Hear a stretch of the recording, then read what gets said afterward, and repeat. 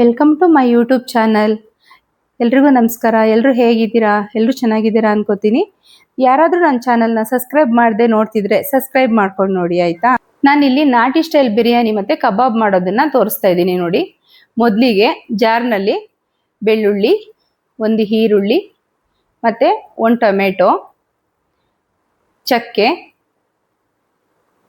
ಲವಂಗ, ಮೆಣಸು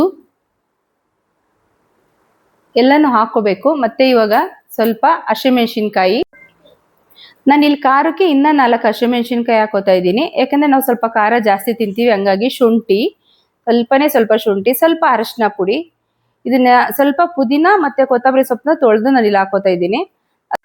ಇದನ್ನ ರುಬ್ಬಿ ಪೇಸ್ಟ್ ಮಾಡಿ ಸೈಡ್ಗೆ ಎತ್ತಿಟ್ಕೋತಾ ಇದ್ದೀನಿ. ಮತ್ತು ನಾನಿಲ್ಲಿ ಒಂದು ಕುಕ್ಕರ್ ಇಟ್ಕೊಂಡು ಕುಕ್ಕರಲ್ಲಿ ಆಯಿಲ್ ಹಾಕೋತಾ ಇದ್ದೀನಿ. ಎಣ್ಣೆ ಹಾಕೊಂಡಾದ್ಮೇಲೆ ನಾನಿಲ್ಲಿ ಪಲಾವ್ ಎಲೆ, ಕಸ್ತೂರಿ ಮೇಥಿ, ಮರಾಠಿ ಮೊಗ್ಗು, ಏಲಕ್ಕಿ, ಚಕ್ಕೆ, ಲವಂಗ ಪ್ರತಿಯೊಂದನ್ನು ನಾನಿಲ್ಲಿ ಹಾಕಿದ್ದೀನಿ.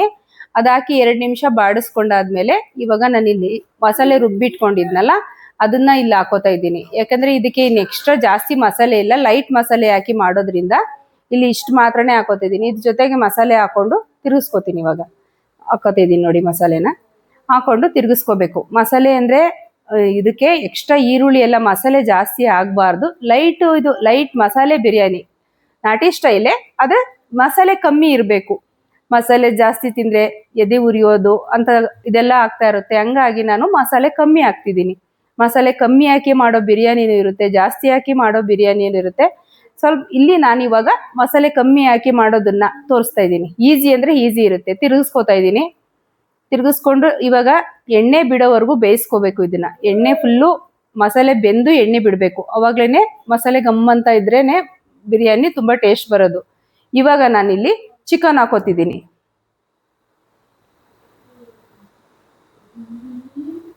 ಚಿಕನ್ ಹಾಕೊಂಡ್ಮೇಲೆ ಮಿಕ್ಸ್ ಮಾಡ್ಕೋಬೇಕು. ಚಿಕನ್ ಮಿಕ್ಸ್ ಮಾಡಿಕೊಂಡು ತಿರುಗಿಸ್ಕೊಂಡು ಸ್ವಲ್ಪ ಒಂದು ಅಲ್ಲೆಲ್ಲೇ ಮಧ್ಯ ಕೊಯ್ಯಾಡಿಸ್ಕೊಂತ ಚಿಕನ್ನ ಚೆನ್ನಾಗಿ ಬೇಯಿಸ್ಕೋಬೇಕು. ಚೆನ್ನಾಗಿ ಅಂದರೆ ಪೂರ್ತಿ ಬೇಯಬಾರ್ದು, ಒಂದು 80% ಅಂತೂ ಚಿಕನ್ನು ಇವಾಗ ಮಸಾಲೆನಲ್ಲೇ ಬೇಯಬೇಕು.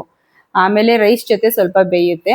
ಹಂಗಾಗಿ ಇವಾಗ ಮಸಾಲೆಯಲ್ಲಿ ಚಿಕನ್ನು ಚೆನ್ನಾಗಿ ಬೇಯಬೇಕು. ಹಂಗಾಗಿ ನಾನು ಇವಾಗ ಮಸಾಲೆ ಮತ್ತು ಚಿಕನ್ ಎರಡೂ ಮತ್ತೆ ಒಂದ್ಸಲ 80% ಕುಕ್ ಆಗೋವರೆಗೂ ನಾನು ಬೇಯಿಸ್ಕೊತಿದ್ದೀನಿ. ಇಲ್ಲಿ ಬೇಯಿಸ್ಕೊಂಡಾದ ನಂತರ ಮತ್ತೆ ನಾನಿವಾಗ ಅಕ್ಕಿ ಹಾಕ್ತಿದ್ದೀನಿ. ಇಲ್ಲಿ ಒಂದು ರೌಂಡ್ ತಿರುಗಿಸ್ಕೊಂಡು ಅಕ್ಕಿ ಹಾಕ್ತೀನಿ.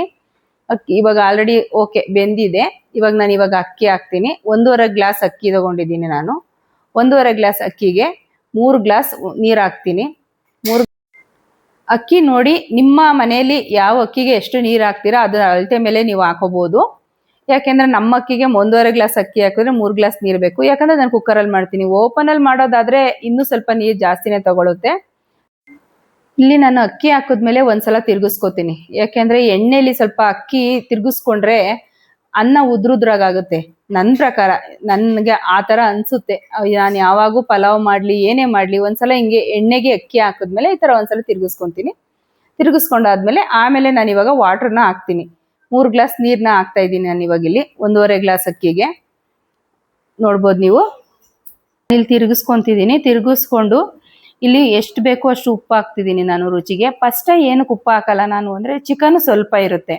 ಸೊ ಅಕ್ಕಿ ಹಾಕಿದ್ಮೇಲೆ ಚಿಕನ್ನು ಮತ್ತು ರೈಸು ಎರಡೂ ಉಪ್ಪು ಹಿಡ್ಕೊಂಡು ಬೇಯಲಿ ಅಂತ ಒಂದೇ ಸಲ ಹಾಕ್ತೀನಿ ನಾನಿಲ್ಲಿ ಉಪ್ಪು ಹಾಕಿ ಇನ್ನೊಂದ್ಸಲ ತಿರುಗಿಸ್ಕೊತೀನಿ. ತಿರುಗಿಸ್ಕೊಂಡಾದ್ಮೇಲೆ ನಾನಿಲ್ಲಿ ಒಂದು 2 ನಿಮಿಷ ಬಿಡ್ತೀನಿ. 2 ನಿಮಿಷ ಬಿಟ್ಟು ಆನಂತರ ಕುಕ್ಕರ್ ಕ್ಲೋಸ್ ಮಾಡಿಬಿಡ್ತೀನಿ. ಯಾಕೆಂದರೆ ಒಂದು ಸ್ವಲ್ಪ ಮಳ್ಳಿಸ್ಕೊಂಡು ಲಿಡ್ ಕ್ಲೋಸ್ ಮಾಡಿ 2 ವಿಷಲ್ ತೆಗಿತೀನಿ. 2 ವಿಷಲ್ ತೆಗೆದ್ರೆ ಬಿರಿಯಾನಿ ರೆಡಿ ಆಗಿದೆ. ನೋಡ್ತಾ ಇದ್ದೀರಲ್ಲ, ಘಮ ಘಮ ಅಂತ ತುಂಬ ಅಂದರೆ ತುಂಬಾ ಚೆನ್ನಾಗಿದೆ. ಒಂದ್ಸಲಿ ತಿರುಗಿಸ್ಕೊತೀನಿ. ಜಾಸ್ತಿ ನಾನಿಲ್ಲಿ ಕೊತ್ತಂಬರಿ ಸೊಪ್ಪು, ಪುದೀನ ಸೊಪ್ಪು ಜಾಸ್ತಿ ಯೂಸ್ ಮಾಡಿಲ್ಲ. ಮಸಾಲೆನೇ ಜಾಸ್ತಿ ಯೂಸ್ ಮಾಡಿಲ್ಲ. ಯಾಕೆಂದರೆ ಮಸಾಲೆ ಕಮ್ಮಿ ಇರಲಿ ಅಂತಾನೆ ಈ ಥರ ಮಾಡಿ. ಬಿರಿಯಾನಿ ರೆಡಿ ಆಗಿದೆ. ಇವಾಗ ಕಬಾಬ್ ಮಾಡೋಣ. ಕಬಾಬ್ಗೆ ನಾನಿಲ್ಲಿ ಶುಂಠಿ ಬೆಳ್ಳುಳ್ಳಿ ಪೇಸ್ಟ್ ಹಾಕೋತಾ ಇದ್ದೀನಿ. 1/4 ಸ್ಪೂನ್ ಗರಂ ಮಸಾಲ ಹಾಕೋತಾ ಇದ್ದೀನಿ. 2 ಸ್ಪೂನು ಚಿಲ್ಲಿ ಪೌಡರ್ ಹಾಕೋತಾ ಇದ್ದೀನಿ. ಯಾಕೆಂದರೆ ನಮಗೆ ಸ್ವಲ್ಪ ಖಾರ ಜಾಸ್ತಿ ಬೇಕು, ಹಂಗಾಗಿ 2 ಸ್ಪೂನ್ ಹಾಕೋತಾ ಇದ್ದೀನಿ. ನಿಮಗೆ ರುಚಿಗೆ ಎಷ್ಟು ಬೇಕೋ ಅಷ್ಟು ಹಾಕೋಬಹುದು. ನಾವು ಸ್ವಲ್ಪ ಖಾರ ಜಾಸ್ತಿನೇ ತಿನ್ನೋದ್ರಿಂದ ಖಾರ ಸ್ವಲ್ಪ ಜಾಸ್ತಿ ಮಾಡ್ಕೊತೀವಿ. ನಿಮ್ಗೆ ಎಷ್ಟು ಬೇಕು ಅಷ್ಟು ಹಾಕೋಬಹುದು. ನಾನಿಲ್ಲಿ ಕಸ್ತೂರಿ ಮೇಥಿ ಹಾಕೋತಾ ಇದ್ದೀನಿ. ಯಾಕಂದರೆ ಅದು ತುಂಬ ಚೆನ್ನಾಗಿ ಫ್ಲೇವರ್ ಕೊಡುತ್ತೆ.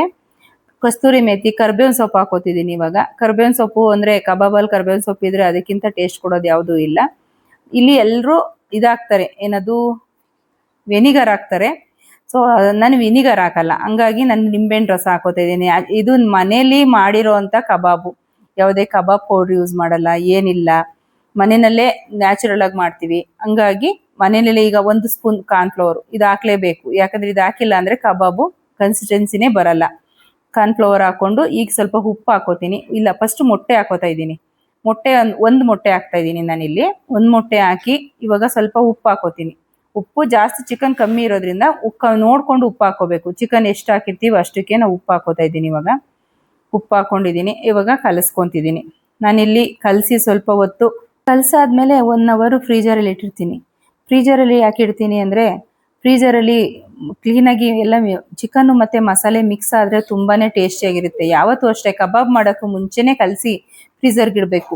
ಅವಾಗ ಇಟ್ಟರೆ ತುಂಬ ಅಂದರೆ ತುಂಬಾ ಚೆನ್ನಾಗಿ ಹೊಂದ್ಕೊಂಡಿರುತ್ತೆ. ಸೊ ಅದರಿಂದ 1 ಅವರ್ ಆದಮೇಲೆ ತೆಗೆದು ಎಣ್ಣೆಲಿ ಹಾಕಿ ಕರೆದೆ ಕಬಾಬ್ನ. ಚೆನ್ನಾಗಿ ತುಂಬ ಅಂದರೆ ತುಂಬಾ ಟೇಸ್ಟಿಯಾಗಿ ಬಂದಿತ್ತು. ಮನೆಯಲ್ಲೇ ಮಾಡಿರೋ ಪುಡಿ ಇಲ್ದಿನ ಮಾಡಿರೋ ಕಬಾಬು ಮತ್ತು ನಾಟಿ ಸ್ಟೈಲ್ ಬಿರಿಯಾನಿ ಈಗ ರೆಡಿಯಾಗಿದೆ ನೋಡಿ. ನಿಜವಾಗ್ಲೂ ಮಾಡಿ ತುಂಬ ಅಂದರೆ ತುಂಬ ಟೇಸ್ಟಿ ಇತ್ತು. ಒಂದ್ಸಲಿ ಮಾಡಿ ಹೇಗಿತ್ತು ಅಂತ ಹೇಳಿ ನನಗೆ ಕಮೆಂಟ್ ಮಾಡಿ. ಹಾಗೆ ನನ್ನ ಚಾನಲ್ನ ಯಾರಾದರೂ ಸಬ್ಸ್ಕ್ರೈಬ್ ಮಾಡದೆ ನೋಡ್ತಿದ್ರೆ ಸಬ್ಸ್ಕ್ರೈಬ್ ಮಾಡ್ಕೊಂಡು ನೋಡಿ. Thank you for watching.